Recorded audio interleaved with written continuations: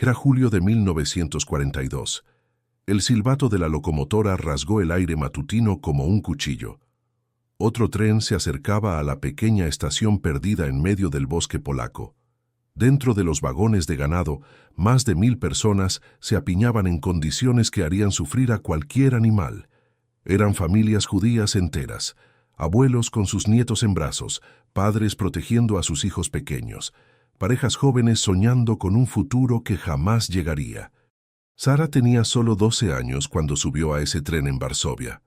Llevaba consigo una muñeca de trapo que su madre había hecho, ilusionada de que pronto estaría jugando en un nuevo hogar. Su padre, un respetado comerciante, sujetaba con fuerza los documentos familiares, convencido de que le serían útiles en el trabajo al que creía que se dirigía. Su abuela murmuraba oraciones en voz baja, intentando tranquilizar a los niños mientras el vagón se balanceaba sobre las vías. Nadie sabía que estaban viviendo sus últimas horas. El tren no iba a ninguna parte. Era un viaje sin retorno hacia la muerte. Formaba parte de lo que los nazis llamaban la solución final, un plan para exterminar a todos los judíos de Europa. Y Treblinka II era la máquina de la muerte más eficiente que jamás haya existido para este terrible propósito. El viaje desde Varsovia duraba unas 3 horas. Los alemanes calcularon este tiempo con precisión científica.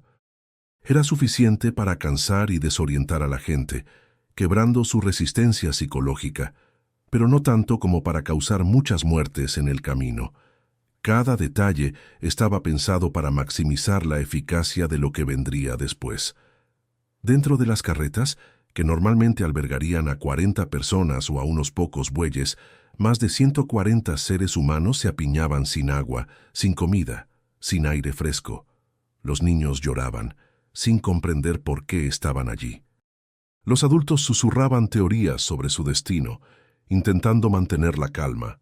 Algunos ya habían muerto durante el viaje, pero permanecían de pie porque no había espacio ni para caer. El comerciante Joseph abrazó a su esposa y a sus 3 hijos, prometiéndoles que pronto trabajarían en una fábrica y que la familia estaría unida. Había oído rumores terribles sobre campos de exterminio, pero la mente humana tiene dificultad para aceptar lo impensable. Es más fácil creer una mentira esperanzadora que una verdad devastadora. La Deutsche Reichsbahn, la compañía ferroviaria alemana, organizó estos viajes como si fueran de lo más normal. Tenían horarios fijos, rutas planificadas e incluso cobraban a las propias víctimas por el pasaje. Los nazis transformaron el genocidio en una operación comercial, lucrándose con cada persona transportada a la muerte. Era la eficiencia alemana aplicada a la maldad absoluta. Durante la travesía, aún existía la esperanza. La gente planeaba cómo reorganizarse en las nuevas ciudades, qué trabajo desempeñarían, cómo mantener unidas a sus familias. Llevaban consigo sus posesiones más preciadas, herramientas de trabajo, ropa de invierno, fotos familiares, ahorros escondidos entre sus ropas. Cada objeto albergaba sueños que se desvanecerían en pocas horas. Cuando el tren por fin se detuvo, el sonido de las puertas al abrirse resonó como un trueno. La luz del día cegó a quienes habían pasado horas en la oscuridad. Voces alemanas gritaban órdenes desde el exterior. Era el final del viaje, pero el comienzo de algo mucho peor. La gente bajó tambaleándose, aún sin saber que acababan de llegar al lugar donde casi 1 millón de personas encontrarían la muerte. Chill Rachman, uno de los pocos supervivientes, lo describió décadas después. Éramos unas 140 personas en el vagón de carga. Era imposible respirar bien. Estábamos todos apretujados unos contra otros, niños llorando, adultos rezando. Cuando se abrieron las puertas, pensé que lo peor había pasado. No tenía ni idea de que el verdadero horror no había hecho más que empezar.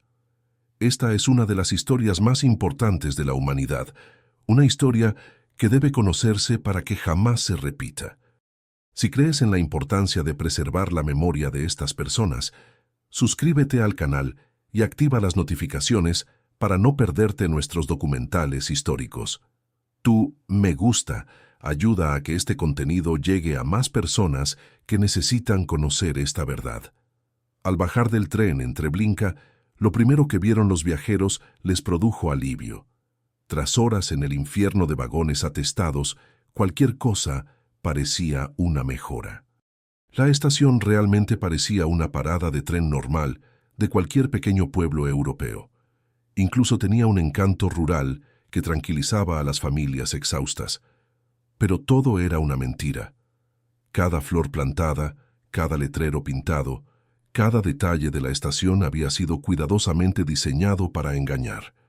Franz Stangl, el comandante alemán responsable de esta macabra farsa, comprendió algo que su predecesor no. Para matar a miles de personas cada día, había que mantenerlas tranquilas hasta el último segundo. Los coloridos letreros indicaban ciudades reales que mucha gente conocía. Białystok, Volkovysk, Baranovichi eran destinos reales, conectados por trenes reales. Esto generaba una sensación de normalidad y confianza. El problema es que ningún tren salía jamás de Treblinka. Solo llegaban. El reloj de la estación nunca funcionó. Siempre marcaba la misma hora, pero solo quienes prestaban mucha atención lo notaban. Para la mayoría de la gente, cansada y confundida, era simplemente otro reloj de estación. En realidad, era un símbolo perfecto de Treblinka. El tiempo congelado en el momento de la muerte. Incluso había un mostrador de información del Deutsche Reichsbahn, como en cualquier estación importante. Lo atendían prisioneros judíos obligados a trabajar allí, hombres instruidos que hablaban varios idiomas. Tenían instrucciones precisas sobre qué decir. Confirmaban que era una estación de tránsito, que pronto habría trenes a los campos de trabajo, pero que primero era obligatorio ducharse y desinfectarse. El doctor David era uno de esos trabajadores forzados. Antes de la guerra, atendía pacientes en una clínica de Varsovia. Ahora se veía obligado a mentir a familias enteras, sabiendo que en 2 horas estarían muertas. Sí, se irán pronto, decía con una sonrisa forzada. Primero una ducha rápida para mantener la higiene, luego una comida caliente, y después el tren al trabajo. Los macizos de flores se cuidaban a diario. Stangl insistía en que todo luciera perfecto y bien organizado. Él mismo aparecía montado en su caballo blanco, con un uniforme impecable y guantes blancos, como si fuera el comandante de una respetable instalación militar. Era puro teatro, pero funcionaba a la perfección. Los soldados alemanes y los guardias ucranianos sabían exactamente cómo comportarse en el andén. Daban órdenes a gritos para organizar a la gente, pero sin parecer demasiado agresivos. El objetivo era crear una atmósfera de prisa organizada, no de terror. «Rápido, dejen su equipaje aquí en el andén. Lo recogerán después de ducharse». Incluso la arquitectura era engañosa. El edificio que albergaba las cámaras de gas estaba construido para parecer un baño normal. Tenía ventanas con hermosos marcos, tapados desde el interior, una buena ventilación aparente e incluso una estrella de David pintada sobre la entrada, como si se tratara de un centro comunitario judío que atendía a personas necesitadas. Ana, una joven madre de 2 hijos, recordó más tarde, fue una de las pocas que lograron escapar durante el levantamiento. Cuando vi las flores y los bonitos carteles pensé, qué bien, al menos es un lugar organizado. Mis hijos incluso sonrieron al ver los colores alegres. ¿Cómo iba a imaginar que esas flores estaban decorando nuestra propia muerte? El sistema funcionaba porque mezclaba verdades con mentiras. Las ciudades que aparecían en los letreros existían de verdad. Los trenes de la Deutsche Reichsbahn conectaban de verdad esas ciudades. La compañía ferroviaria era real y gozaba de prestigio. La diferencia radicaba en que Treblinka no era una parada cualquiera de esa red, era el final de la línea para casi 1 millón de personas. Lo más aterrador es que esta farsa estuvo tan bien orquestada, que funcionó durante más de 1 año. Día tras día, miles de personas bajaban de los trenes y caminaban voluntariamente hacia su muerte, creyendo que simplemente se sometían a procedimientos sanitarios antes de ser enviadas a campos de trabajo. ¿Qué es lo que más te impresiona de esta macabra recreación? ¿Cómo crees que fue posible sospechar de algo tan bien organizado? Comparte tu opinión en los comentarios. Inmediatamente después de desembarcar en el falso andén de Treblinka, ocurrió algo que puso nerviosos a muchos: la separación forzosa de familias. Soldados alemanes y guardias ucranianos gritaban órdenes desgarradoras: hombres a la derecha, mujeres y niños a la izquierda. Las familias se despidieron rápidamente, creyendo aún que se trataba solo de una separación temporal para organizar el baño. Pero algunos de los que llegaron ni siquiera alcanzaron a entrar en los baños. Los ancianos, los enfermos y las personas con dificultades para caminar fueron conducidos con aparente cuidado a otro lugar. Un letrero con una cruz roja indicaba Lazarett, la palabra alemana para hospital de campaña. Había camillas, personal uniformado. Todo parecía un puesto médico instalado para atender a quien lo necesitara. Fue otra mentira mortal. El hospital era en realidad una zanja excavada en la tierra, rodeada de sacos de arena, donde los soldados alemanes ejecutaban a la gente de un tiro en la cabeza antes de arrojar los cuerpos a una hoguera que ardía constantemente. El abuelo de 78 años con dificultades para caminar, la mujer embarazada que se sentía mal, el niño enfermo que lloraba en brazos de su madre, todos fueron directamente a esa muerte misericordiosa. Samuel Willenberg, uno de los pocos supervivientes, recordó décadas después: le dijeron a mi abuela que descansaría en el hospital mientras nosotros nos bañábamos. Incluso sonrió, aliviada de no tener que pasar por todo el procedimiento. Solo descubrí la verdad cuando vi el humo y lo olí. Nunca la volví a ver.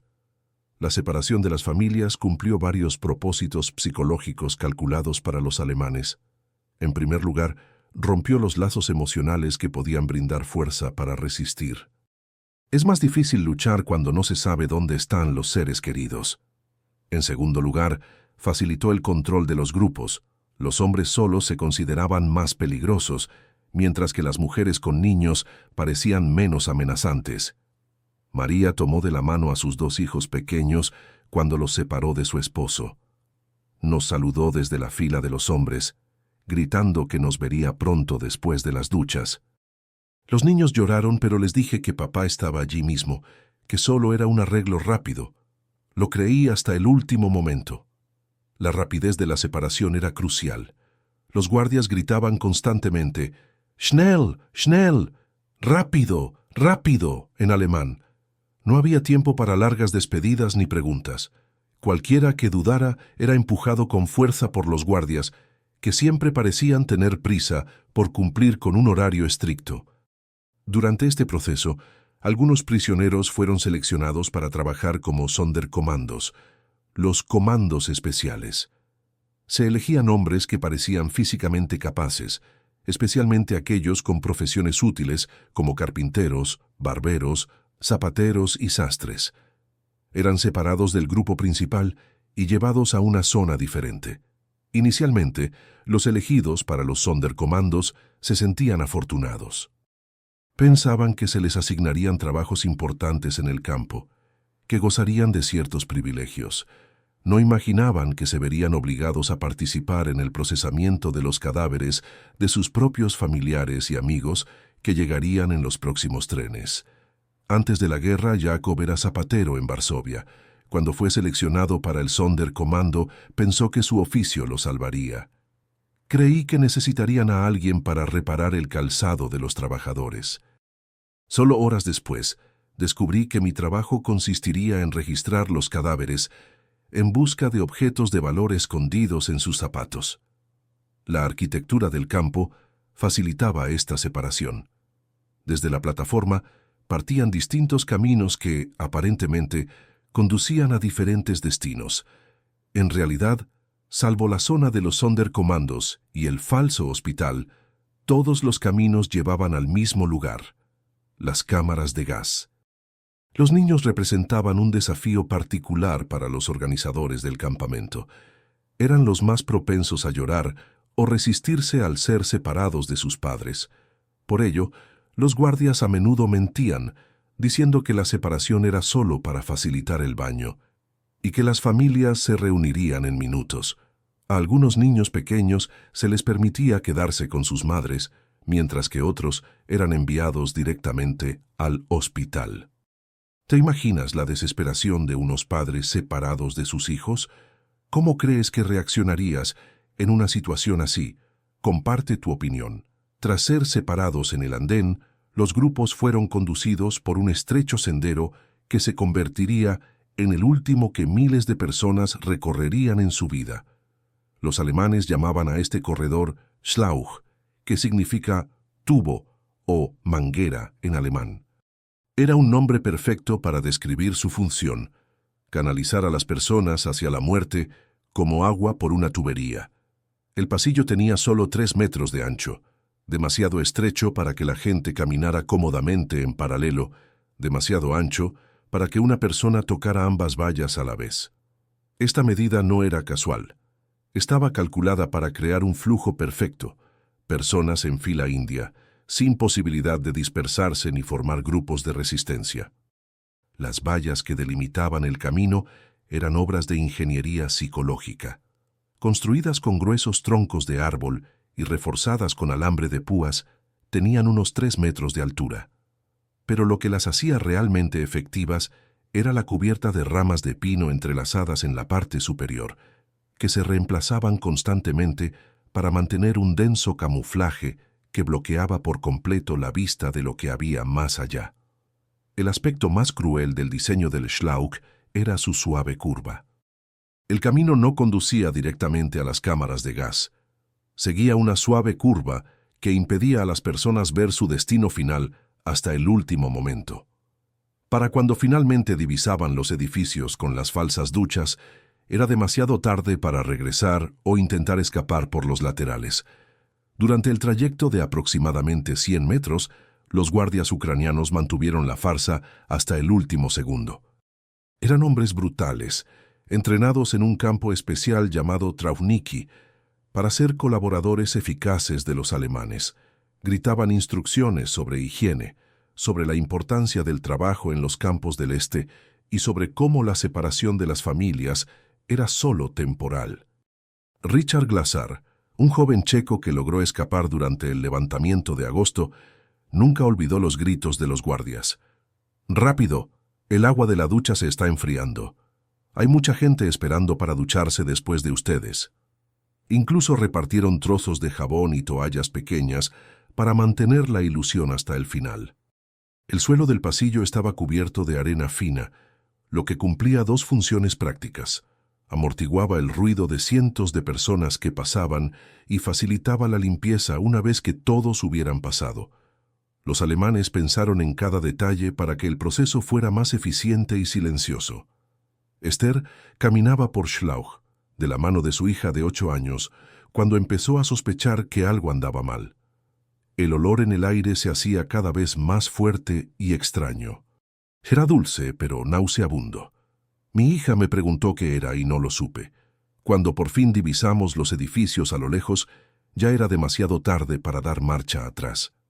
Algunas personas intentaron resistirse al darse cuenta de la trampa. Intentaron escalar las vallas o huir por el sendero. Los guardias ucranianos tenían órdenes de disparar inmediatamente a cualquiera que intentara escapar.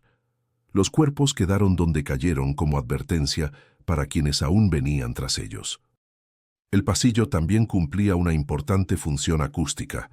Aislaba por completo los sonidos procedentes de las cámaras de gas. Los gritos de los moribundos no llegaban al andén, donde seguían arribando trenes. Cada grupo caminaba hacia su muerte sin conocer el terrible destino del grupo anterior. Franz Such, un funcionario alemán que supervisó el proceso, declaró años más tarde durante su juicio: «No podíamos permitir desorden ni pánico. La eficacia de toda la operación dependía de mantener a la gente en constante movimiento, sin que se detuvieran ni se amotinaran». El ancho calculado del corredor garantizaba que no pasara demasiada gente a la vez, lo que podría sobrecargar las cámaras de gas, ni muy poca, lo que ralentizaría el proceso. Era optimización industrial aplicada al asesinato en masa. ¿Por qué crees que la gente dejó de resistirse, incluso cuando se dieron cuenta de que algo andaba terriblemente mal? ¿Qué nos enseña esto sobre el poder del miedo y la desinformación? Al final del recorrido por el corredor de la muerte, los condenados llegaban a un lugar que parecía confirmar por fin todas las promesas hechas desde la estación: un vestuario limpio y organizado, con bancos de madera y cientos de perchas numeradas en las paredes. Carteles en varios idiomas, alemán, polaco, yiddish, explicaban detalladamente los procedimientos de desinfección obligatoria. Los guardias uniformados, algunos elegidos deliberadamente por hablar yiddish o polaco para tranquilizar a la gente, daban instrucciones con una cortesía fingida que sonaba casi natural. Por favor, quítese toda la ropa y cuélguela en los ganchos numerados. Recuerde el número para que pueda recuperar su ropa después de la ducha y la desinfección. Esta instrucción concreta, recuerden el número del gancho, era una de las crueldades más sutiles del sistema.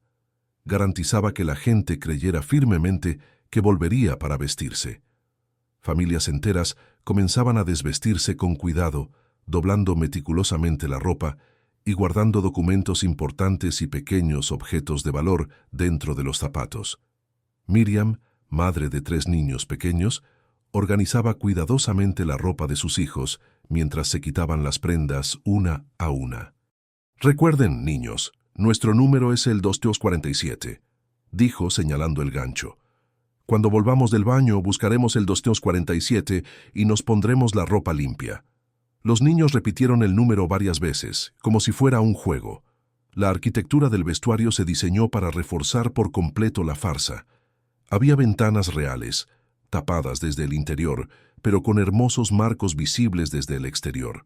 Un sistema de ventilación que funcionaba de verdad, e incluso espejos fijados a algunas paredes. Todo estaba construido para crear la impresión perfecta de unos baños públicos bien equipados.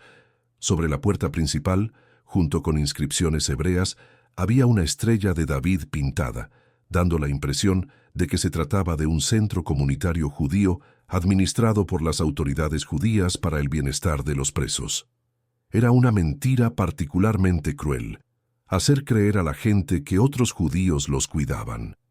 Los guardias recorrían el vestuario repartiendo pequeños trozos de jabón a algunas personas, sobre todo a quienes mostraban desconfianza. «Miren este jabón de buena calidad. Saldrán de aquí muy limpios y oliendo bien», decían con sonrisas forzadas. El jabón solía estar hecho con grasa humana, procedente de víctimas de días anteriores. Yankel Wiernik, el carpintero que sobrevivió para contar la historia, observó: «La gente se desvestía con la misma facilidad con la que se preparaban para bañarse en sus propias casas. Hablaban de lo bien que se sentirían al estar limpios, de lo fácil que sería trabajar en el campo después de refrescarse». El vestuario también funcionaba como un eficiente centro de robos. Equipos de Sonderkommandos, prisioneros judíos obligados a trabajar en la operación, registraban rápidamente la ropa colgada en los ganchos en busca de dinero, joyas, documentos valiosos y cualquier cosa que pudiera ser útil para el Reich alemán. Cuando algunas personas comenzaron a mostrar inquietud, al notar el olor extraño que provenía de la habitación contigua, o la prisa nerviosa del personal, o el ruido del motor que no parecía normal para una ducha, los guardias tenían preparadas respuestas para todas sus preguntas. ¿Por qué tanta prisa? Porque hoy llega mucha gente y todos necesitan ducharse antes de que anochezca. ¿Qué es ese ruido? Son los ventiladores de las duchas funcionando para que el agua salga a la temperatura adecuada. ¿Por qué ese olor? Es el potente desinfectante que usamos para matar todos los gérmenes. Los ganchos numerados se contaban por cientos, creando la convincente impresión de que cientos de personas usaban esas instalaciones a diario como parte de su rutina. Lo que nadie sabía era que los mismos ganchos se reutilizaban varias veces al día, a medida que llegaban grupos sucesivos para ocupar el lugar de quienes habían sido asesinados minutos antes. La efectividad psicológica de este último engaño fue aterradora. En cuestión de minutos, cientos de personas se desnudarían cuidadosamente, empacarían sus pertenencias con esmero y entrarían voluntariamente desnudas a la habitación contigua, donde la mentira finalmente se encontraría con la realidad. ¿Qué es lo que más te impacta de esta organización malvada? ¿Cómo se pueden usar los pequeños detalles para manipular a la gente? Reflexiona sobre esto. Tras desvestirse cuidadosamente en el vestuario, colgar la ropa en los ganchos numerados y repetir el número a sus hijos para que no lo olvidaran, las familias fueron conducidas a la que sería su última sala, las cámaras de gas.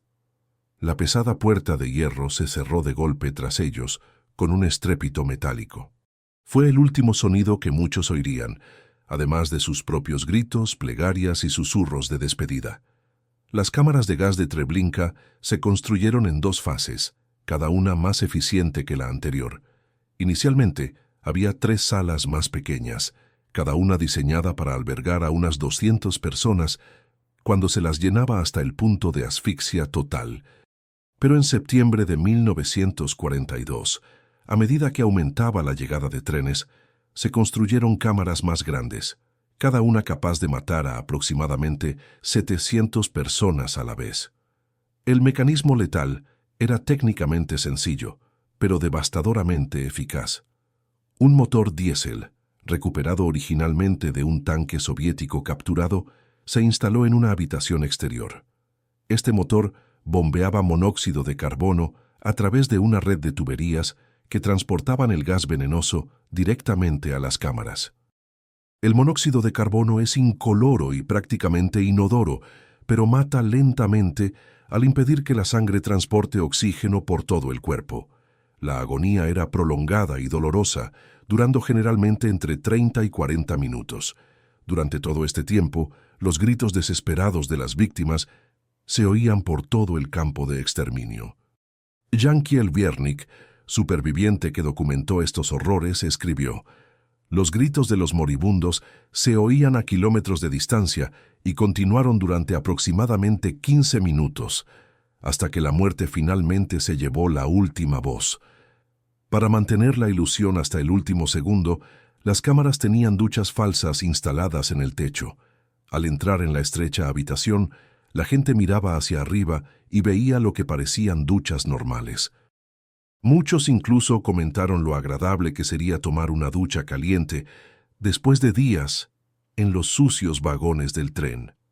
Solo cuando el gas empezó a escaparse de las tuberías conectadas al motor, se reveló la terrible realidad. Pero en ese momento, con 700 personas hacinadas en un espacio demasiado pequeño para todos, no había ninguna posibilidad de escapar. Las puertas eran demasiado pesadas para abrirlas desde dentro y estaban cerradas con llave desde fuera. Iván Marchenko, un guardia ucraniano apodado Iván el Terrible por los prisioneros, era el responsable de operar el motor que producía el gas letal. Testigos supervivientes describieron cómo parecía disfrutar sádicamente de su trabajo, provocando con frecuencia el mal funcionamiento del motor para prolongar la agonía de las víctimas. Rachel entró en la cámara de gas con sus 2 hijos pequeños en brazos, intentando tranquilizarlos. «Mirad qué bonitas duchas hay en el techo. Pronto estaremos limpios y entonces conoceremos a papá». Fueron de las últimas palabras que pronunció. Al darse cuenta de que no era agua lo que caía del techo, abrazó a los niños, intentando protegerlos de lo inevitable. El número diario de personas asesinadas variaba según la cantidad de trenes que llegaban. Jankiel Wiernik, basándose en sus observaciones directas, estimó que entre 10.000 y 12.000 personas eran asesinadas cada día durante los periodos normales de funcionamiento.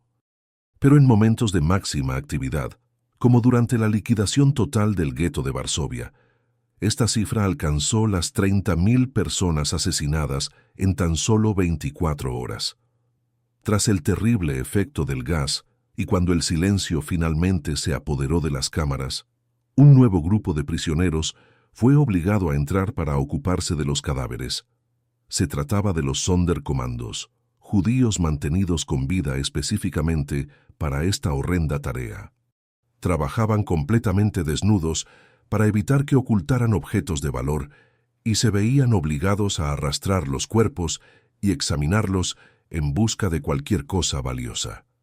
Chill Rachman, obligado a trabajar como Sonderkommando, describió lo que vio cuando se abrieron las puertas. El suelo estaba cubierto de cuerpos apilados unos sobre otros. Algunos aún estaban vivos, respirando con dificultad, pero la mayoría ya estaban muertos. Sus rostros estaban azules y contorsionados por el envenenamiento. Todo el proceso, desde la llegada a la plataforma simulada hasta la muerte en las cámaras de gas, estaba cronometrado para durar un máximo de 2 horas.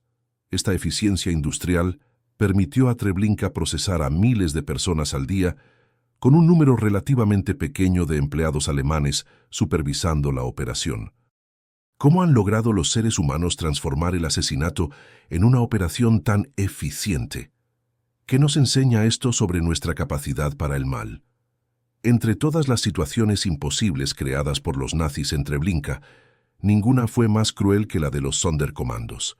Eran hombres judíos, mantenidos con vida específicamente para facilitar el asesinato de otros judíos, a menudo sus propios familiares, amigos y vecinos. Vivían en un estado psicológico terrible. Sobrevivir un día más significaba participar en la muerte de cientos de personas inocentes. La selección de los Sonderkommandos tuvo lugar allí mismo, en el andén, durante el proceso de selección de los recién llegados. Los oficiales alemanes recorrían rápidamente las filas, identificando a los hombres que parecían físicamente capaces de realizar trabajos pesados, dando especial preferencia a aquellos con profesiones útiles: carpinteros, barberos, zapateros, sastres, carniceros, cualquier habilidad que pudiera emplearse en las operaciones del campo. Antes de la guerra, Abraham era barbero en Varsovia. Cuando se separó de su familia en el andén de Treblinka, aún así lo consideró un golpe de suerte. Pensé que necesitarían a alguien para cortar el pelo a los trabajadores del campo. Me despedí de mi esposa e hijos, diciéndoles que nos volveríamos a ver pronto, que ocuparía un puesto importante. Horas después, Abraham descubrió cuál sería su verdadero trabajo. Se vería obligado a cortar el cabello de las mujeres muertas en las cámaras de gas. El cabello femenino era valioso para la industria alemana, pues se utilizaba para fabricar telas, rellenos y otros productos. Cada día, Abraham cortaba cientos de cabezas de mujeres muertas, buscando siempre entre ellas el rostro de su propia esposa. El trabajo de los Sonderkommandos iba mucho más allá de simplemente retirar los cadáveres de las cámaras. Desempeñaban múltiples funciones especializadas dentro de la maquinaria de la muerte. Algunos cortaban el pelo, otros extraían dientes de oro con alicates y martillos, llenando cubos con oro dental que luego se fundía y se enviaba al tesoro alemán. Otros, en cambio, registraban los cuerpos en busca de joyas escondidas en zonas íntimas. Samuel Willenberg, uno de los pocos Sonderkommandos que sobrevivieron tanto al campo como a la guerra, describió la constante tortura psicológica. Nos obligaban a trabajar con rapidez y eficacia mientras manejábamos los cuerpos de personas a las que a menudo reconocíamos. Vecinos de nuestros pueblos, compañeros de viaje de nuestros propios trenes, a veces incluso miembros de nuestras propias familias. Las condiciones de vida de los Sonderkommandos eran ligeramente mejores que las de los recién llegados, pero esto solo hacía su situación más cruel. Dormían en barracones dentro del área operativa del campo, donde eran vigilados constantemente por guardias armados. Comían principalmente alimentos encontrados en el equipaje de personas asesinadas, un recordatorio diario y constante de que cada comida provenía del sufrimiento ajeno. La rotación de personal en los Sonderkommandos era deliberadamente alta e implacable. Los oficiales alemanes seleccionaban con regularidad grupos enteros de estos trabajadores para su ejecución, tanto para evitar que acumularan demasiados conocimientos sobre las operaciones como para mantener el terror psicológico entre los supervivientes. Constantemente se elegían nuevos hombres de los transportes que llegaban para reemplazar a los que habían muerto. Josef era un joven contable que había sido elegido para sustituir a un grupo de Sonderkommandos ejecutados. Cuando llegué a la zona de trabajo y vi los cuerpos amontonados, intenté huir. Un guardia me dijo: «Puedes intentar huir y morir ahora mismo de un disparo, o puedes trabajar y quizá vivir unos días más. Elegí vivir. Fue la decisión más difícil de mi vida. Jankiel Wiernik obtuvo un puesto especial como carpintero, encargado del mantenimiento de las estructuras del campo. Esto le otorgó mayor libertad de movimiento que a la mayoría de los demás Sonderkommandos, lo que le permitió observar toda la operación y, finalmente, comenzar a planificar una resistencia organizada. A pesar de las condiciones extremas, los Sonderkommandos desarrollaron una red de solidaridad humana entre ellos. Los hombres con más experiencia enseñaban a los recién llegados estrategias básicas de supervivencia, compartían información sobre cómo evitar la peligrosa atención de los guardias y ofrecían apoyo emocional para afrontar el indescriptible trauma de su trabajo diario. Algunos intentaron documentar en secreto los horrores que presenciaron, conscientes de que podrían ser los únicos testigos supervivientes de los crímenes. Escribieron pequeñas notas en trozos de papel encontrados en la basura y las escondieron en lugares secretos, con la esperanza de que algún día alguien las encontrara y descubriera la verdad sobre lo sucedido en Treblinka. En una de las notas encontradas años después, David escribió: «Me llamo David Goldstein, soy de Watch. Hoy ayudé a incinerar los cuerpos de 800 personas, entre ellas una mujer que se parecía a mi hermana. Si alguien encuentra esto, que sepa que intentamos mantener nuestra humanidad incluso en el infierno». ¿Te imaginas tener que elegir entre morir inmediatamente o participar en la muerte de otros? ¿Cómo juzgarías a alguien que cooperara para sobrevivir en esas condiciones? A medida que avanzaba 1943 y se hacía cada vez más evidente que Alemania estaba perdiendo la guerra, los comandantes de Treblinka recibieron una orden urgente de Heinrich Himmler, uno de los máximos líderes nazis. Toda evidencia de los crímenes cometidos en el campo debía ser eliminada rápidamente.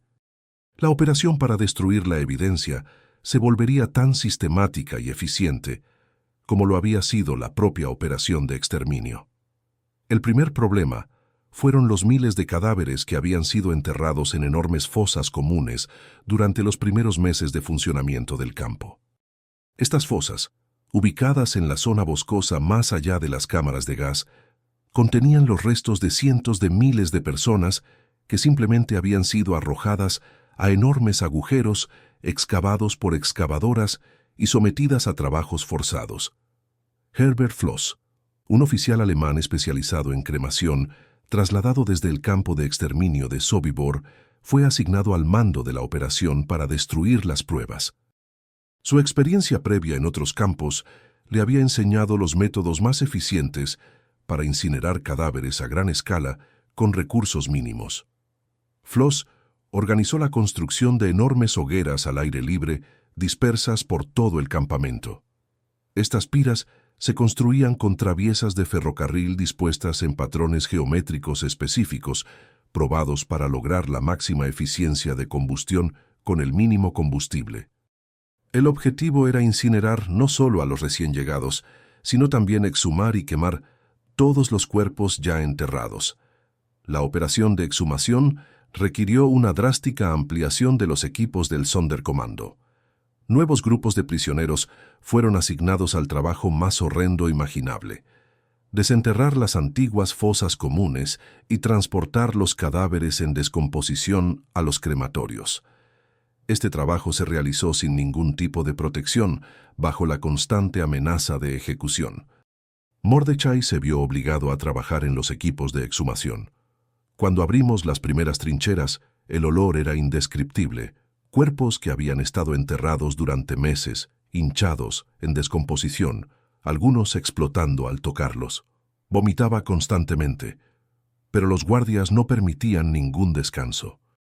«Trabajen más rápidos», gritaban. «Tenemos que quemarlo todo antes de que lleguen los rusos». Las hogueras ardían sin cesar, día y noche, consumiendo miles de cuerpos a diario. Densas columnas de humo oscuro y ceniza se elevaban hacia el cielo, visibles a kilómetros de distancia en todo el paisaje polaco. El olor a cremación masiva impregnaba la región, pero los lugareños habían aprendido a no preguntar qué ocurría en el bosque. Durante este periodo, testigos informaron que se podían incinerar hasta 3.000 cuerpos en un solo día. Se trataba de una operación de cremación industrial que superaba en escala a cualquier instalación civil de la época. El resplandor constante de las hogueras durante toda la noche creó una atmósfera que los supervivientes describieron como una visión del mismísimo infierno en la tierra. Las cenizas y los fragmentos óseos que quedaron tras la cremación plantearon un nuevo desafío logístico. Equipos especializados del Sonderkommando se encargaron de pulverizar los restos con pesados martillos, garrotes y trituradoras improvisadas, reduciéndolos a un polvo fino que pudiera esparcirse fácilmente por el bosque circundante. La tarea de eliminar pruebas tuvo un impacto psicológico devastador en los Sonderkommandos, obligados a llevarla a cabo. Muchos estaban literalmente incinerando los cuerpos de personas que habían conocido en vida. Familiares, vecinos, amigos que habían llegado en transportes meses antes y habían sido asesinados.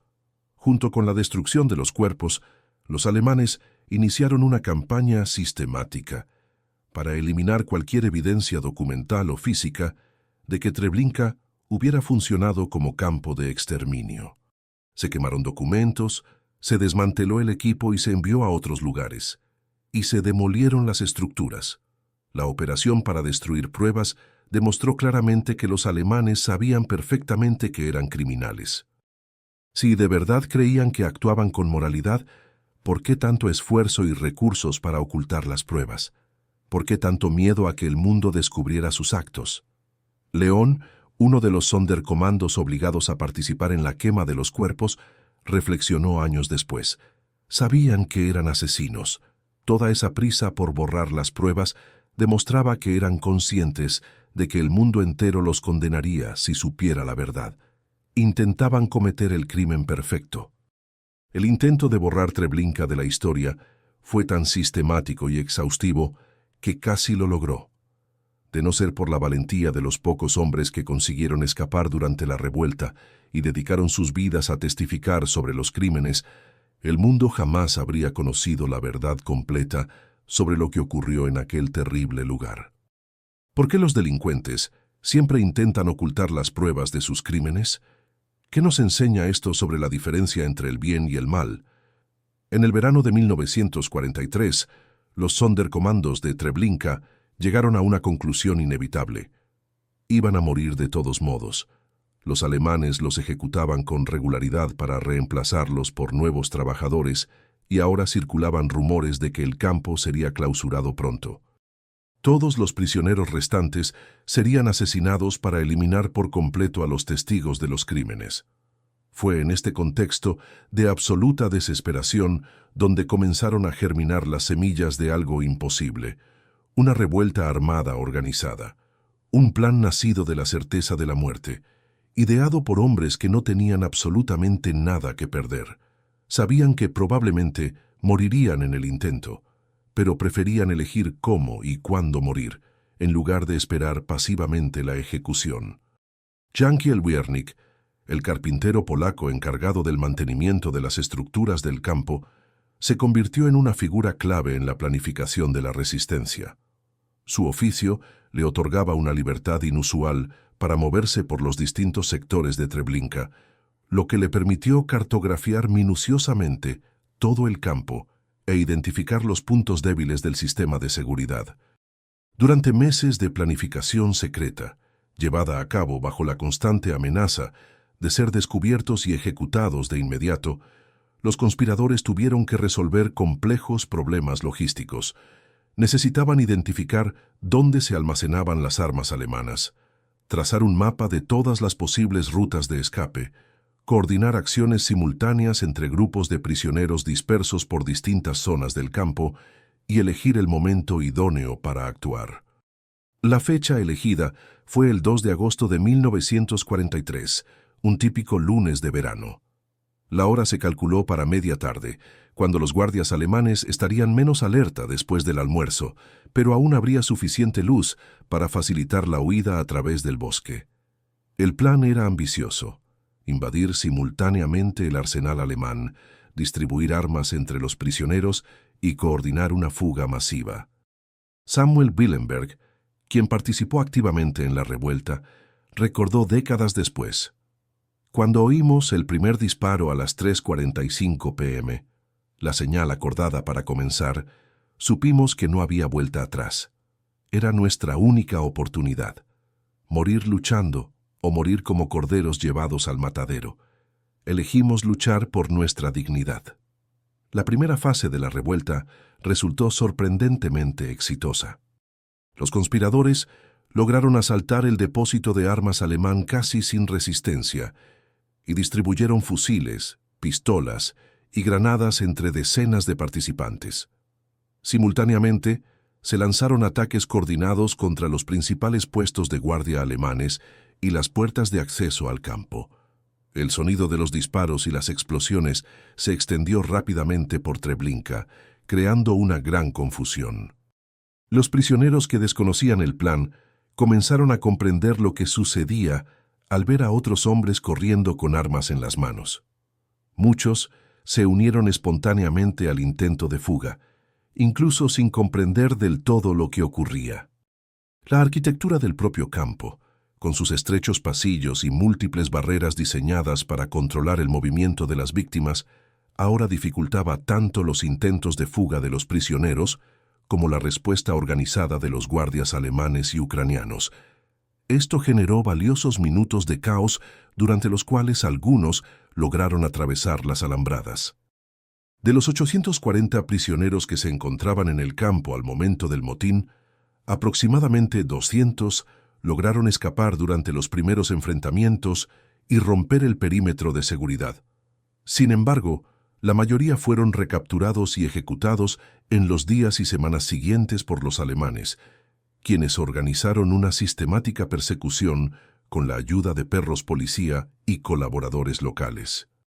Aunque la tasa de supervivencia fue baja, la revuelta logró sus principales objetivos: destruir significativamente la infraestructura del campo y detener definitivamente las operaciones de exterminio. Se incendiaron edificios importantes, se destruyeron los suministros de combustible, se quemaron documentos administrativos y se dañó el equipo de gaseo. Grupos de partisanos polacos del Ejército Nacional ayudaron a algunos fugitivos a cruzar ríos y esconderse en los bosques de la región. Los agricultores locales, arriesgando sus vidas y las de sus familias, proporcionaron alimentos, ropa y refugio temporal a algunos de los escapados. Esta ayuda civil fue crucial para la supervivencia de los pocos que lograron vivir hasta el final de la guerra. Al final, solo unos 70 de los 200 hombres que escaparon lograron sobrevivir hasta el final de la guerra en 1945. Pero entre estos supervivientes se encontraban los futuros autores de los libros y testimonios que preservarían para siempre la memoria de Treblinka: Jankiel Wiernik, Samuel Willenberg, Chill Rachman, Richard Glassar. La revuelta marcó el fin de Treblinka como campo de exterminio activo. En lugar de intentar reconstruir las instalaciones dañadas y reclutar nuevos Sonderkommandos, los alemanes decidieron acelerar su cierre definitivo y concentrar todos sus esfuerzos en la destrucción total de cualquier evidencia de su existencia. ¿Crees que valió la pena organizar una revuelta, sabiendo que la mayoría moriría? ¿Por qué la gente elige luchar incluso sin garantía de victoria? Cuando la Segunda Guerra Mundial finalmente terminó en 1945, los pocos hombres que lograron escapar de Treblinka durante el levantamiento de agosto cargaron con una responsabilidad monumental. Eran los únicos testigos vivos de crímenes tan sistemáticos y horribles que la mayoría se negaba a creerles. Sus relatos parecían imposibles, exagerados, inventados por la imaginación traumatizada de supervivientes desesperados por atención o compasión. Jankiel Wiernik fue el primero en romper el silencio. En 1944, cuando la guerra aún asolaba Europa, logró publicar Un año en Treblinka, la primera descripción detallada y completa del funcionamiento del campo de exterminio. Escribió con la precisión técnica de un carpintero que conocía cada centímetro de las estructuras que ayudó a construir. El suelo estaba cubierto de cuerpos apilados unos sobre otros. Algunos aún respiraban débilmente, pero la mayoría ya estaban muertos. Todos tenían el rostro azulado por el envenenamiento por gas. La experiencia profesional de Wernicke como carpintero fue crucial para dar credibilidad a su testimonio. Pudo describir con precisión científica cómo se habían construido las cámaras de gas, qué materiales se habían utilizado, cómo funcionaban los sistemas de ventilación falsos y cómo los alemanes habían modificado la arquitectura con el tiempo para aumentar la eficacia del exterminio. Samuel Willenberg dedicó décadas de su vida tras la guerra a documentar no solo sus propias experiencias, sino también las historias de sus camaradas que no sobrevivieron para contarlas. En La revuelta de Treblinka, conservó detalles específicos que solo alguien que estuvo allí podía conocer. A las 3:45 p.m. en punto, oímos el disparo que nos dio la señal. La revuelta había comenzado. Sabíamos que era nuestra única oportunidad de morir con dignidad. El profundo conocimiento que Willenberg tenía del personal del campo alemán, nombres, rostros, métodos específicos de cada oficial y guardia, resultó invaluable para los esfuerzos de enjuiciamiento criminal de la posguerra. Su testimonio ayudó a identificar y localizar a varios criminales de guerra que intentaron ocultarse bajo identidades falsas tras la derrota alemana. Chill Rachman ofreció el relato personal más conmovedor en El último judío de Treblinka. Sus descripciones del proceso de llegada de los transportes tenían una cualidad casi cinematográfica, que ayudó al mundo a comprender no solo lo que estaba sucediendo, sino también lo que sentían y pensaban las víctimas. El andén estaba repleto de miles de personas cargando su equipaje, mujeres con bebés en brazos, y todos gritaban lo mismo: ¡agua! ¡Agua! Era lo último que pedían. Richard Glasar, un joven checo que sobrevivió tanto al campo de concentración como a los años posteriores viviendo oculto, aportó una perspectiva única a las dimensiones psicológicas de la experiencia. En La trampa de la valla verde, exploró cómo la mente humana afronta situaciones imposibles. Dejamos de ser seres humanos en el sentido habitual. Nos transformamos en algo distinto. Testigos forzados de nuestra propia pesadilla, cargando con recuerdos que ningún ser humano debería tener. Estos testimonios se enfrentaron durante décadas al escepticismo, la negación e incluso la hostilidad. Mucha gente simplemente no podía aceptar que los seres humanos fueran capaces de organizar semejante crueldad a escala industrial. Los propios perpetradores, al ser capturados, negaron todo o minimizaron su participación, alegando que los supervivientes exageraban o inventaban detalles para obtener simpatía internacional. Franz Stangl, comandante de Treblinka, huyó a Brasil tras la guerra y vivió pacíficamente, bajo una identidad falsa, hasta su captura en 1967. Incluso durante su juicio, siguió afirmando que solo seguía órdenes y que desconocía el verdadero alcance de las operaciones. Kurt Franz fue condenado a cadena perpetua en 1965, pero cientos de otros guardias y empleados nunca fueron castigados y llevaron una vida normal hasta su muerte natural. La reconstrucción académica de la historia de Treblinka ha dependido casi por completo del meticuloso trabajo de historiadores como Yitzhak Arad, quien dedicó años a estudiar comparativamente los testimonios de los supervivientes y a contrastar la información con los pocos documentos alemanes fragmentarios que sobrevivieron a la destrucción sistemática de las pruebas. Las limitadas investigaciones arqueológicas realizadas en la década de 1960 finalmente proporcionaron una confirmación científica definitiva de los relatos de los supervivientes.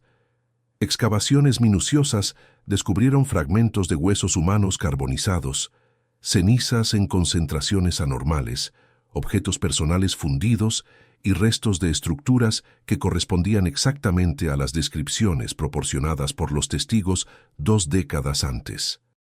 La monumental película de Claude Lanzmann, Shoah, estrenada en 1985, revolucionó la comprensión pública de Treblinka al combinar intensas entrevistas con supervivientes con imágenes de los lugares donde ocurrieron los hechos. La técnica de Lanzmann, que consistía en que las personas contaran sus historias mientras recorrían los mismos lugares, creó una poderosa conexión emocional que ayudó al público mundial a comprender la realidad de los acontecimientos. Hoy el sitio de Treblinka II es un silencioso monumento perdido en medio del bosque polaco. No hay edificios conservados para visitar, como en otros campos más conocidos. Solo quedan miles de piedras de distintos tamaños que representan simbólicamente a las comunidades judías destruidas, dispuestas en un claro donde una vez se alzaron las cámaras de gas. Pero el verdadero monumento a Treblinka no está hecho de piedra ni de bronce. Reside en las palabras escritas y habladas de los valientes hombres que sobrevivieron para dar testimonio. Jankiel Wiernik, Samuel Willenberg, Chill Reichmann, Richard Glassar. Estos nombres perpetúan la memoria y la dignidad de casi 1 millón de personas que no pudieron contar sus propias historias. Los alemanes casi lograron borrar Treblinka de la historia. Demolieron todos los edificios, quemaron todos los cuerpos, esparcieron las cenizas por el bosque, construyeron una granja artificial en el lugar y dispersaron a los trabajadores a lugares lejanos. Pero no pudieron acallar las voces de los supervivientes. Y esas voces resultaron ser más poderosas que cualquier intento de silenciarlas. Al preservar y compartir estas historias, cumplimos con nuestra responsabilidad como seres humanos de asegurar que tal crueldad jamás se olvide ni se repita. La memoria es nuestra arma más poderosa contra el mal, y las voces de Treblinka siguen resonando, recordándonos que la dignidad humana puede sobrevivir incluso a los peores horrores. La historia que acabas de conocer sobre Treblinka revela solo una faceta de la maquinaria de muerte nazi. Casi 1 millón de personas fueron asesinadas allí en tan solo 13 meses, en una operación de exterminio industrial que los alemanes intentaron borrar por completo de la historia. Pero el horror nazi tenía otras dimensiones que debemos conocer para comprender la verdadera magnitud de su crueldad. Si bien Treblinka fue diseñado específicamente para asesinatos rápidos, otro campo cumplió un propósito igualmente siniestro, aunque distinto. A 90 kilómetros de Berlín, en la pequeña ciudad de Ravensbrück, los nazis construyeron algo único, el primer y mayor campo de concentración diseñado específicamente para mujeres. Allí, más de 130,000 mujeres de toda Europa vivieron un infierno personal, donde su condición femenina se transformó en un arma de tortura. En Ravensbrück, las mujeres no solo fueron asesinadas, sino que también fueron utilizadas como conejillos de indias en experimentos médicos que desafiaron todo concepto de humanidad. Médicos alemanes que habían jurado ante todo no hacer daño, se convirtieron en verdugos, utilizando a mujeres jóvenes y sanas para poner a prueba los límites del sufrimiento humano. Mientras que en Treblinka las familias eran separadas unas horas antes de la muerte, en Ravensbrück las madres se veían obligadas a presenciar el asesinato de sus bebés. Mientras que en Treblinka el engaño se prolongaba hasta el último momento, en Ravensbrück las mujeres vivían durante años sabiendo exactamente lo que les esperaba cada día. Cristina tenía solo 19 años cuando la arrestaron por llevar mensajes para la resistencia polaca. Como miles de otras jóvenes, la enviaron a Ravensbrück creyendo que sería un campo de trabajo más. Cuando llegamos, vimos a otras mujeres que nos miraban con una expresión que no pudimos descifrar.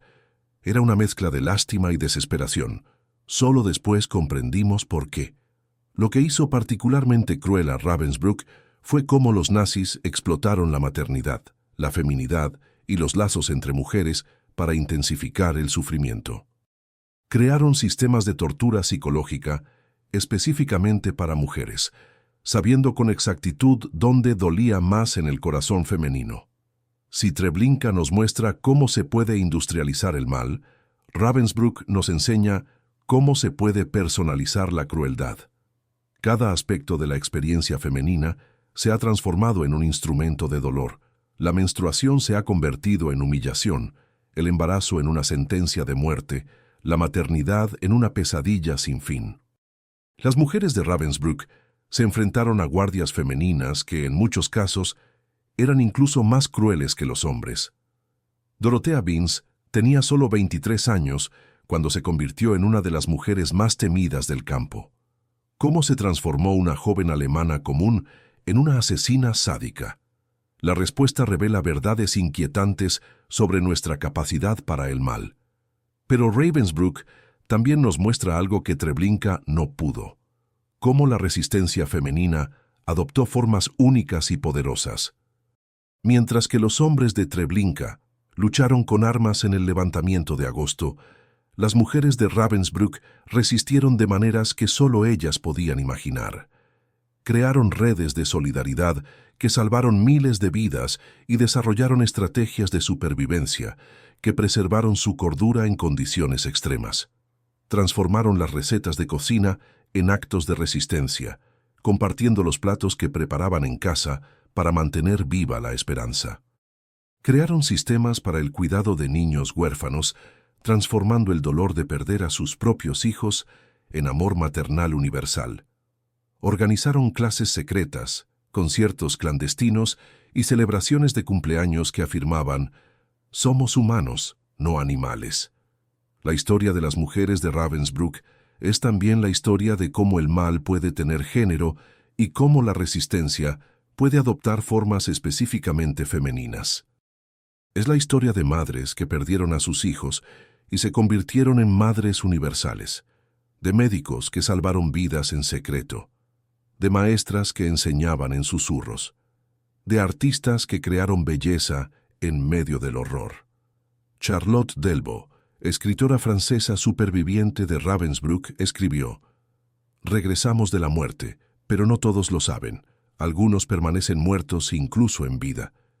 Sus palabras capturan algo único de la experiencia femenina en el Holocausto: cómo las mujeres cargaron con traumas específicos que el mundo tardó décadas en comprender y reconocer. El siguiente vídeo que aparece en su pantalla ahora mismo revela una historia que complementa y profundiza todo lo que acaba de aprender sobre Treblinka. Descubrirá cómo 74 jóvenes polacas, apodadas conejas por los médicos nazis, fueron utilizadas en experimentos que les arrancaron músculos, les rompieron huesos y les infectaron las heridas deliberadamente. Aprenderán la historia de la silenciosa revuelta que salvó a estas conejitas de la ejecución final. Comprenderán cómo las mujeres desarrollaron códigos secretos para protegerse, cómo transformaron la maternidad negada en amor universal y cómo convirtieron la cultura y la educación en armas contra la deshumanización. Esta es una historia que el mundo prefirió olvidar durante décadas. Las mujeres de Ravensbrück lucharon no solo contra los nazis, sino también, más tarde, contra el silencio de una sociedad que se negaba a escuchar sobre el sufrimiento específicamente femenino. Sus voces fueron silenciadas, sus experiencias minimizadas, sus traumas incomprendidos, pero hoy, por fin, podemos escuchar estas voces. Podemos comprender que el Holocausto tuvo dimensiones específicas para las mujeres que deben ser conocidas y recordadas. Podemos aprender de la resistencia femenina lecciones de supervivencia, solidaridad y dignidad que benefician a toda la humanidad. Haz clic en el vídeo sobre Ravensbrück que se está reproduciendo en pantalla. Es una historia que te conmoverá profundamente, mostrándote aspectos del horror nazi que jamás habrías imaginado. Pero también te mostrará cómo el amor, la creatividad y la solidaridad femenina lograron brillar incluso en la más profunda oscuridad. Las mujeres de Ravensbrück merecen que se cuenten sus historias, merecen que el mundo sepa no solo cómo sufrieron, sino también cómo resistieron.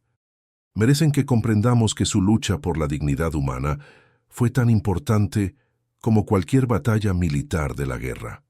Quienes hayan seguido hasta ahora el terrorífico viaje de Treblinka están listos para descubrir otra dimensión de este mismo mal. Una dimensión que nos enseña que el horror puede tener muchas caras, pero que la resistencia humana también puede adoptar formas inimaginables. No se pierdan esta historia. Cambiará para siempre su perspectiva sobre la fuerza y el coraje de las mujeres.